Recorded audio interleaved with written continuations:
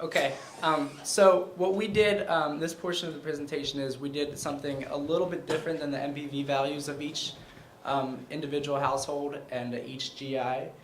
We created a hypothetical model that measures the effectiveness of each individual GI as well as the combination of the GIs in collaboration.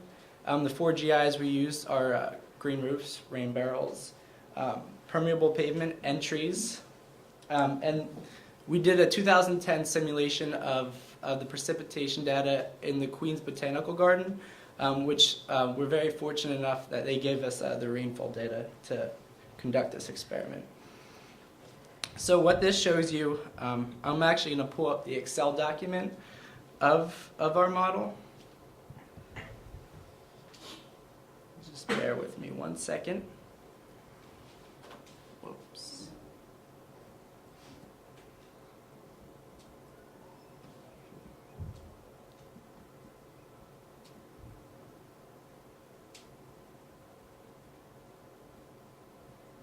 Okay, so the first thing you're going to see here is a table on this left-hand side, and this is the specifications of the individual property. So among them are roof size, the total lot size, the yard, which is the lot size minus the roof size, as well as the permeable pavement. How many square feet is that permeable pavement? And that varies depending on whether it's going to be a sidewalk or if it's going to be a driveway. Then underneath that is the GI parameters.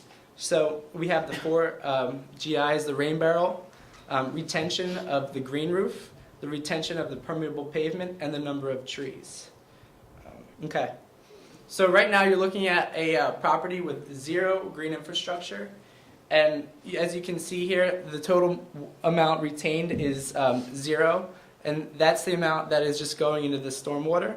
But you can see if you add a 55-gallon rain barrel, you can see that 7% of that water will be retained, annual percentage. And then say, for example, the property owner decides to install a green roof into the property that has a retention rate of 0.5. You can see the increased effectiveness of combining those 2 GIs.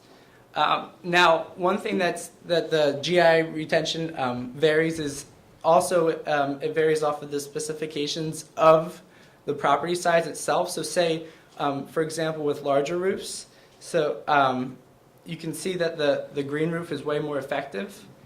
But say, for example, if you install a green roof and a rain barrel on a 200 square foot shed, you can see that it almost is the same amount retention.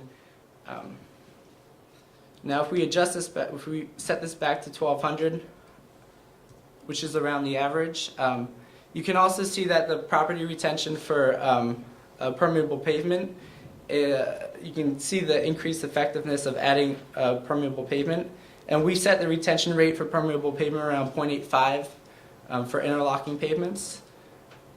And you can see right there the increased effectiveness of adding permeable pavement. And this is true for the number of trees too. So you can add 1 tree, you can add 2 trees, and so on. And you can see the different indicators of the increased effectiveness of combining GIs.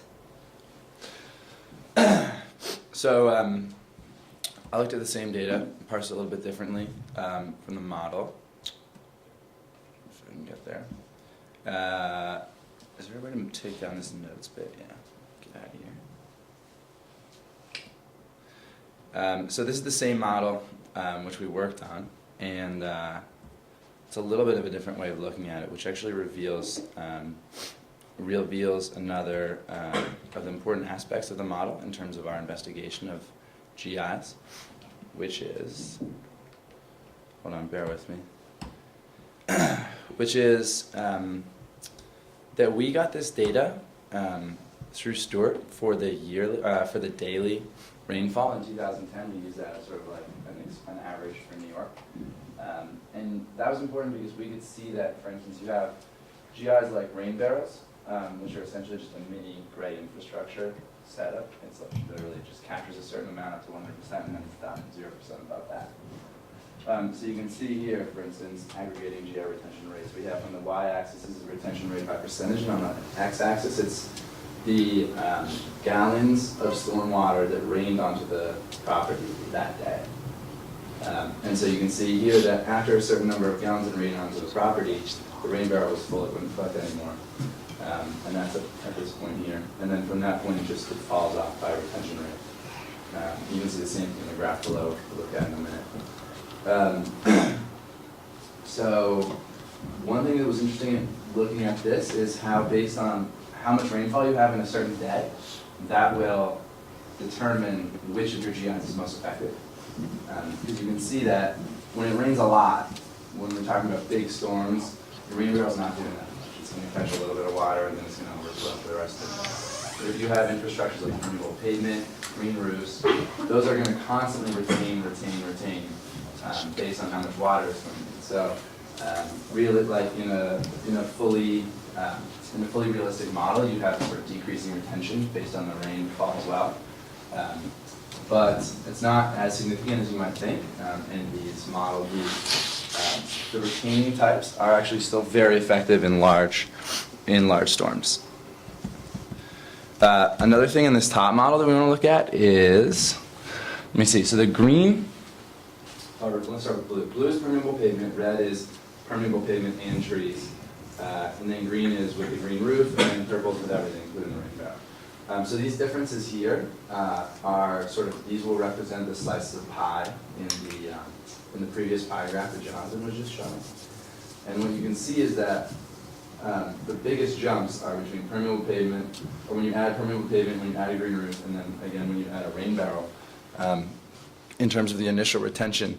One thing that's interesting though, is you'll notice that trees, although they're only a small jump here on this graph from the blue to the red, they actually make a very large difference by cost and by space. Because when we're assuming one tree, we're assuming it only takes up 50 square feet of a yard.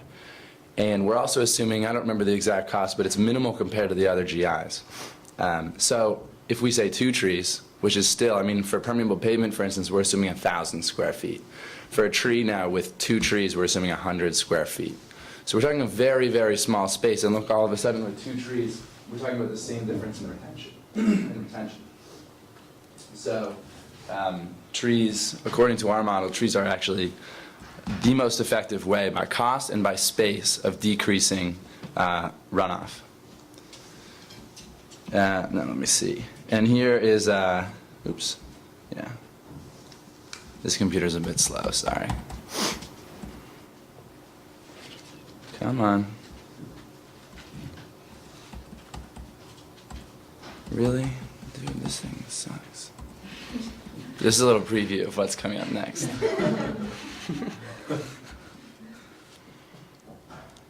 Okay. I'm going to do it the other way around. Yeah, this is a similar graph. It's the same data, but instead of percentages, it's mapped out with, on the y-axis, the total gallons of stormwater retained. So it's actually a bit of a better indicator because the percentages, even though it would show those jumps between the two, in larger storms, for instance, that previous graph overestimated the effectiveness of rain barrels because in the larger storms, rain barrels would be less effective, and although there weren't as many of them, that's where most of the water fell.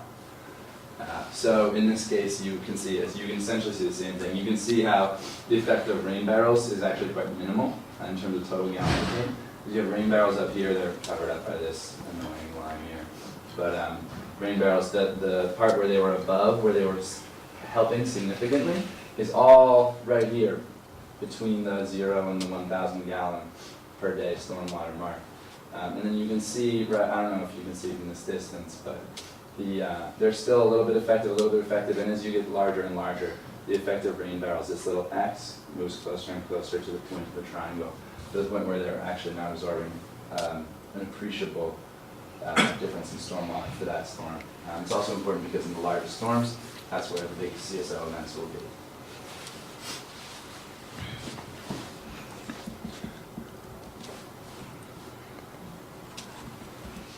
Okay. Another one of the beneficial applications of this model is it can measure individual storm events. So this pie graph, it shows the largest storm event in 2010, which occurred on March 14th. And it shows, just to give you an idea too, it's 96 millimeters of daily precipitation. To give you a measure of the magnitude of that, that's roughly 2.5 inches. But you can see here that the property, a average property in Brooklyn fared pretty well, retaining 62% of the total water that precipitated on that property. Also, too, you can compare the effectiveness of different GIs. So you can see here the green portion of the pie graph, that represents permeable pavement, and it retained a significant amount of precipitation for this event. But you can see here, if you can even see, rain barrels only retain 1% of the property retention, which is represented in red there. Thanks, John, for pointing that out. So you can see that, during large rainfall, permeable pavement really kind of is a heavy hitter in retaining water. This chart right here, it's taken from our combined GI analysis. And this chart demonstrates how each GI meets the stormwater performance standard. As mentioned in the beginning of the presentation, the standard set for New York City is 10%. And this could be used as a benchmark for individual property owners in Brooklyn to see how each GI meets the standards or fails to meet the standards of the benchmark. As you can see here, the green roof, if a property owner in Brooklyn installs a green roof, it will retain 19% of the annual precipitation. For rain barrels, it fails to meet the standard, which is at 8%. And then so on and so forth. Permeable pavements, 32%. Trees, 18%. And two, you can see combining the different GIs. So if you combine green roofs and rain barrels, it will retain 25%. Green roofs, rain barrels, permeable pavement, a whopping 57%. And permeable pavements and trees, if you're not installing anything on the green roofs, it retains 50%. And then a total combination of all 4 GIs retains roughly around 75%. Rain barrels have the potential to significantly increase roof retention, however, been criticized for being ineffective of reducing CSOs. Critics have claimed that rain barrels are ineffective during large storms because they only capture the initial storm water. Graph 1 represents a scenario of 2 95-gallon rain barrels on a 1,200 square foot roof. And the first graph up on the top here, this actually supports the claims that rain barrels are actually insignificant in reducing CSOs, but this is rain barrels in isolation. And you can see here that the tipping point for overflow of the rain barrel is roughly around 6 millimeters. And the average the average precipitation number for storms throughout 2010 was 10 millimeters. So you can see here that even below the average, a rain barrel will pretty much overflow for this type of roof.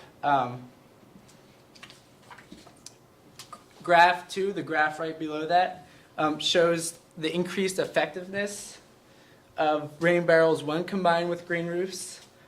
You can see here the effectiveness of the rain barrel doubles when combined with the green roof.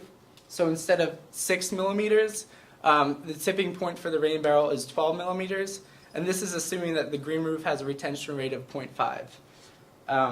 Also, this graph shows how many times the rain barrel overflows. So in the top scenario, it overflows a total of 39 times out of 96 storm events in 2010. Whereas the bottom graph, it shows that you can see here all the points that are slanted downward. There's 21 of them out of the 96 rain events. And you can see by that the increased effectiveness of combining the 2 GIs. Also, another important note: the DEP, they have a model on their website, and it shows all the GIs throughout New York City. And I went on it, and I estimated that there were a total of 75 green roofs in New York City. That might be off, give or take 5. But of those 75 green roofs, only 6 of them were combined with a water harvesting system, which just shows the capabilities of combining these two GIs. Next, I am going to introduce Ariana, who will explain the combined benefits of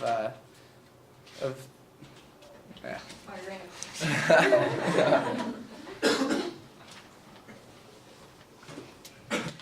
To conclude our analysis, we wanted to see if actually implementing these green infrastructures in our study areas would have an effect on bringing New York City closer to its stormwater management goals.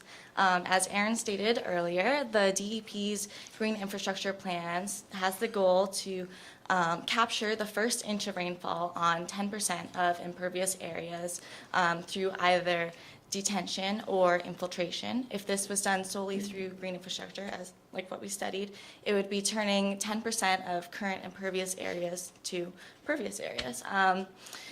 Currently, 64% of New York is impervious, and we would need to take 10% of that and make it pervious to achieve this goal. Using our GIS data, we took the total green roof area, potential green roof area on 1 and 2 family homes and multifamily walk-up areas, and added it all together and got around 500 million square feet.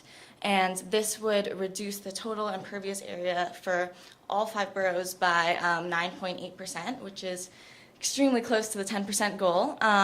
Again, the next row is if we added up all the potential permeable pavement area, it would reduce the impervious area by 11.8%. And then we did the combination of green roof and permeable pavement, and it added up to a reduction of 21.6%. These numbers are gigantic, and it just shows the potential of private homeowners having an effect on New York's impervious areas and the reduction. But this would also, it's sort of unrealistic because it would require every single private homeowner of 1 and 2 family homes and multifamily walk-ups to actually implement these technologies. Also, we did another more conservative analysis where we didn't include green roofs on 1 and 2 family lots because, as you may know, 1 and 2 family homes have sloped roofs where the green roofs on sloped roofs, they're not as developed as those for flat roofs, and they're still in development, more expensive.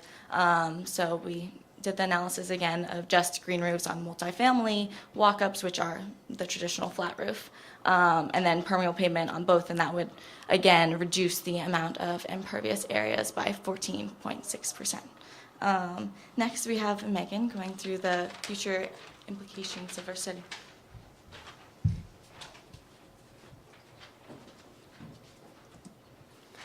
Okay, so as we mentioned earlier, the DEP has made available $4 million for green infrastructure projects that can be applied to the green infrastructures we spoke about, as well as right-of-way bioswales, blue and green roofs, and both of these, or all of these, in combined sewer areas.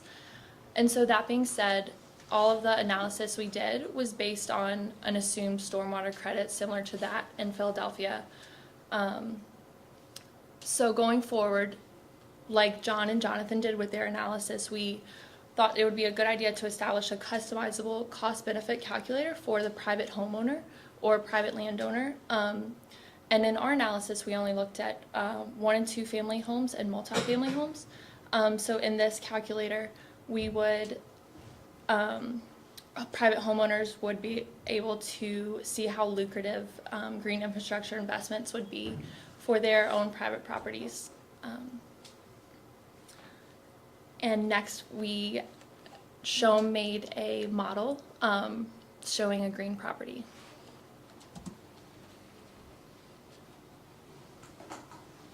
Basically made a model on Google SketchUp, just trying to visualize how these green infrastructures would look on a traditional home in the boroughs. Basically taking 60% of the pavement to be permeable, interlocking pavements, and 75% of the roof would be a green roof. This is just some snapshots, and then I'll just show you a video as well.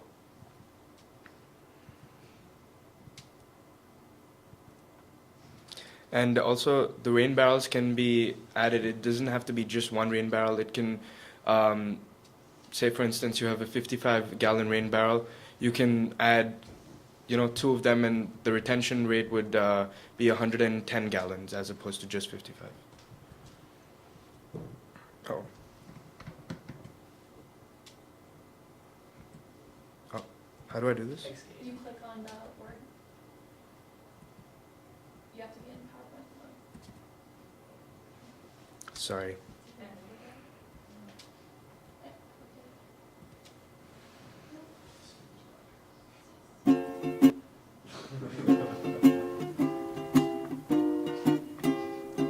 Raindrops are falling on my head, and just like the guy whose feet are too big for his bed, nothing seems to fit. Those raindrops are falling on my head, they keep falling. So I just did me some talking to the sun.